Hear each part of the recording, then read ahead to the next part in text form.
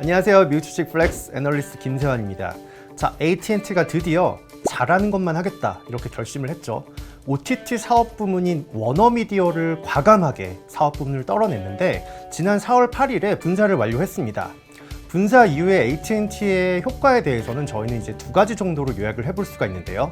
첫 번째는 기존에 잘하던 통신 사업에만 집중하게 되면서 안정적인 매출이 기대되는 점, 그리고 두 번째는 배당주로서의 가치가 높아질 것으로 저희는 예상을 하고 있습니다.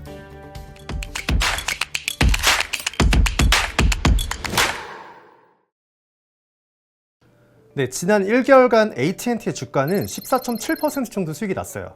같은 기간에 S&P 500이 5.3% 정도 수익이 났는데 굉장히 시장 대비해서는 높은 초과 수익률을 달성을 했습니다.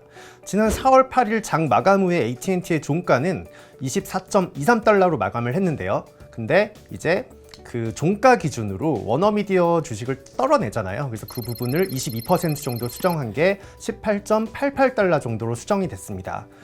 자, 이제 분사 이후에 그 다음 날 첫 거래일인 4월 11일 날 AT&T 주가는 순수 7.7% 정도 상승 마감을 했습니다. 아무래도 뭔가 이제 무리하게 다른 사업을 벌리기보다는 기존에 잘하고 있던 통신 사업만 집중해서 하겠다, 이런 효과로 인해서 주가가 이제 상승 마감을 한 거죠.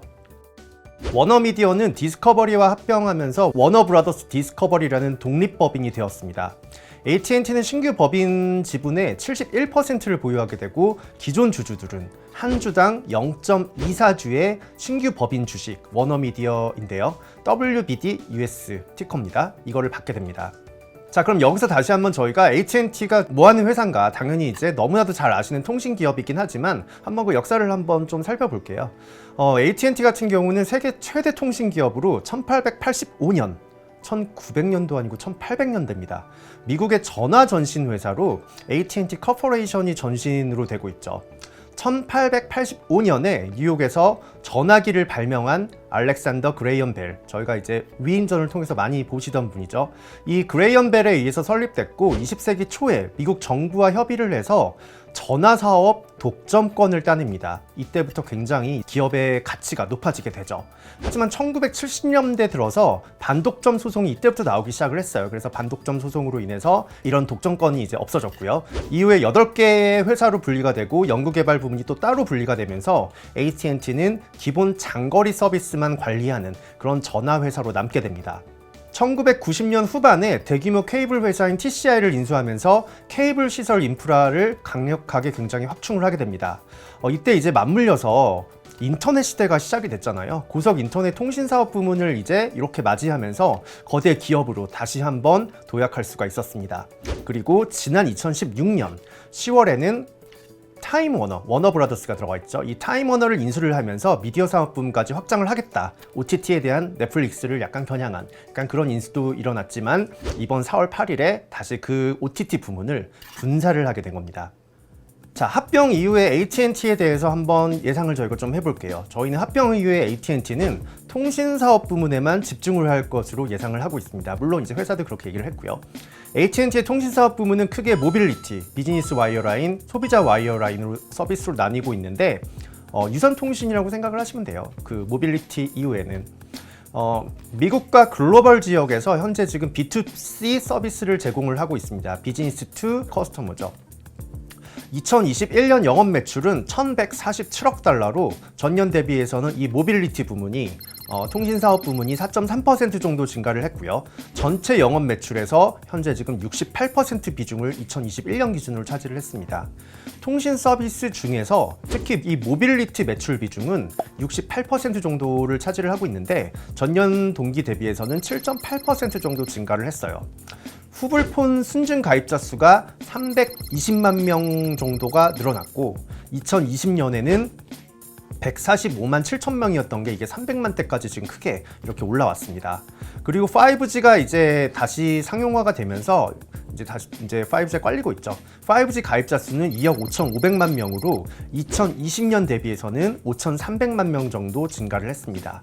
5G에 대한 인프라가 지속적으로 확장이 되고 있지만 코로나라는 그런 이제 약간 장애물을 만났었죠. 그래서 저희는 코로나 이후에는 다시 5G 인프라가 깔리는 속도가 더 빨라질 거다, 이렇게 또 예상을 하기도 했습니다.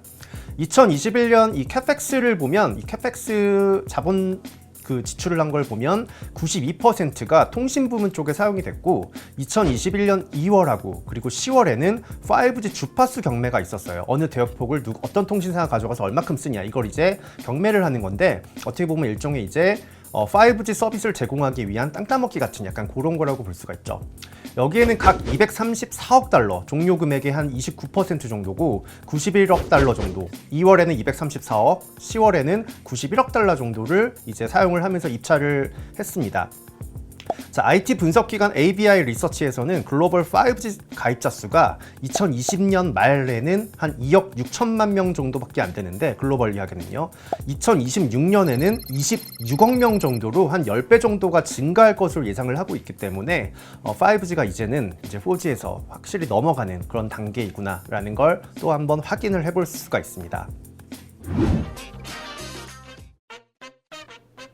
자, 분사를 하게 되면서 배당 금액은 조금 줄어들 수가 있어요. 워너미디어 산업가 떨어져 나갔기 때문에. 하지만 이제 안정적인 수익 기반을 한 배당주로서의 매력은 여전히 저희는 AT&T는 높다라고 생각을 합니다.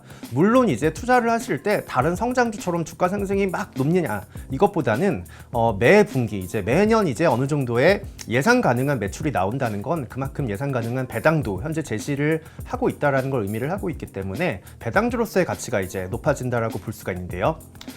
분사 이후에 AT&T가 제시한 주당 배당금은 1.11달러입니다. 1달러 11센트인데 AT&T가 연간 80억 달러 정도를 배당으로 쓰겠다 이렇게 제시를 했어요. 4월 11일 종가 19.63달러 기준으로 이 연간 배당 수익률을 저희가 이제 추산을 해봤을 때는 연간 5.7% 배당 수익률이 5.7% 정도가 될 걸로 저희는 예상을 합니다. 자, 배당을 많이 주면 그만큼 이제 현금 흐름을 많이 만들어내야 되겠죠. 그래서 AT&T의 2022년 잉여현금 흐름을 한번 저희가 시장의 컨센서스 기준으로 살펴보면 한 200억 달러 정도가 잉여현금 흐름으로 나옵니다. 잉여현금 흐름 수익률도 이 잉여현금 흐름 수익률은 뭐냐? 프리캐시플로우 일드라고 부르는데 제가 얘기한 현금을 만들어내는 이제 능력, 어떻게 보면 지갑 같은 현금의 캐파라고 볼 수가 있죠. 이 프리캐시플로우 일드도 2014년 이후에 지속적으로 상승하고 있기 때문에 주주환원 수익률보다 이 잉여현금 흐름 수익률이 더 높게 나타나고 있습니다. 그렇기 때문에 이 정도의 주주환원은 큰 무리가 없을 것이라고 생각을 하고 원활한 현금이 더 뒷받침되고 있기 때문에 배당주로서의 걱정은 크게 걱정하지 않아도 되는 그런 상황이라고 생각을 합니다. 자, 분사된 워너미디어는 그럼 어떻게 될까요? 아마 지금 AT&T의 주주분들은 이 워너미디어 주식을 신규로 입고를 받으셨을 거예요. 그래서 아마 이걸 뭐 이제 보유하셔도 되고, 하지만 이 새로운 사업부는 HBO 맥스와 디스커버리의 스트리밍 서비스인 디스커버리 플러스를 결합한 통합 스트리밍 플랫폼으로 출범이 됩니다. 이렇게 지금 현재 출범할 것이라고 계획을 내놨는데, 현재 HBO 맥스와 디스커버리 플러스의 글로벌 가입자 수는 HBO 맥스가 7,380만 명, 그리고 디스커버리 플러스가 2,200만 명 정도로 이걸 좀 합치면 거의 이제 1억 명 가까이 되고 하고 있죠.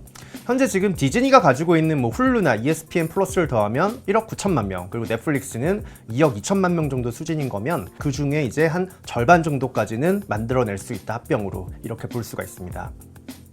신규 플랫폼의 미국 OTT 시장 점유율은 두 개를 합쳤을 때는 12% 정도가 돼요.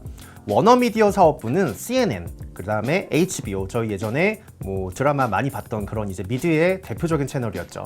그 다음에 카툰 네트워크, TBS, TNT, 워너브라더스를 현재 스튜디오를 소유를 하고 있고요. 워너브라더스 같은 경우는 이제 뭐 마블과 이제 대립을 이루는 그런 이제 DC 코믹스를 또 들고 있습니다. 디스커버리는 HGTV, 푸드네트워크, TLC, 애니멀 플래닛 등 리얼리티 프로그램 및 다큐멘터리 브랜드를 지금 현재 보유하고 있어요. 자, 2021년 기준으로 이 컨텐츠를 얼마나 이 투자를 했는지를 조금 살펴보면 HBO 맥스와 디스커버리 플러스의 컨텐츠 투자액은 각 45억 달러 그리고 18억 달러 정도인데, 이걸 이제 합산을 하면 63억 달러 정도를 컨텐츠를 만들어내는 비용에 썼습니다. 디즈니 플러스와 애플 TV 플러스 사이 정도에 딱 지금 위치하고 있어요. 자, 차트를 한번 보여드리면 이 위치에 그 중간에 있다는 걸 볼 수가 있죠. 자, 그럼 AT&T의 각 차트를 한번 확인을 해볼게요. 먼저 2022년 연말 기준으로 컨센서스 기준으로 ROE PB 차트를 한번 비교를 해보면 제가 늘 말씀드리지만 오른쪽 하단에 위치할수록 자본 대비 주가보다 이익이 더 높게 반영되어 있고 다른 이제 경쟁 기업 대비해서는 상대적으로는 이제 주가가 조금 더 싸다 이렇게 말씀을 드렸는데 2022년 AT&T의 ROE는 11% 정도가 나옵니다. 물론 시장 ROE만큼 나오진 않고 있어요. 하지만 PBR이 지금 0.9배 정도가 예상이 되는데 이걸 이제 PBR을 ROE로 나눈 가치 비율, PER이라고 볼 수가 있죠. 이 가치 비율은 8.36배로 시장 19.64배를 지금 현재 하회하고 있습니다. 이 얘기는 주가가 조금 더 시장보다는 싸다는 얘기죠. 자, 두 번째 차트는 연간 잉여현금 흐름 예상 차트입니다. 현금을 이제 만들어내는 능력이 있어야 지속적인 배당을 또 저희는 기대를 해볼 수가 있겠죠. 보시면은 꾸준히 지금 2022년부터 잉여현금 흐름이 만들어냄으로써 지속적인 배당에는 무리가 없을 것이라는 걸 저희가 컨센서스를 통해서 한번 미리 엿볼 수가 있습니다. 자, 오늘 내용은 AT&T였어요. 간결하게 한번 조금 정리를 해보면 첫 번째는 워너미디어 사업부를 분사를 하면서 순수 통신 기업으로서의 다시 한번 AT&T의 본 모습을 찾아가는 과정을 맞이했다. 그리고 두 번째는 통신만 이제 하다 보니까 매출이 어느 정도 안정적으로 들어올 거라고 지금 예상을 하고 있기 때문에 이런 통신 사업에 기반한 배당주로서의 투자 매력도 한번 제고해 볼 수 있다. 이 두 가지로 요약을 해볼 수가 있습니다. 오늘 미국 주식 플렉스는 여기서 마치도록 하겠습니다. 감사합니다.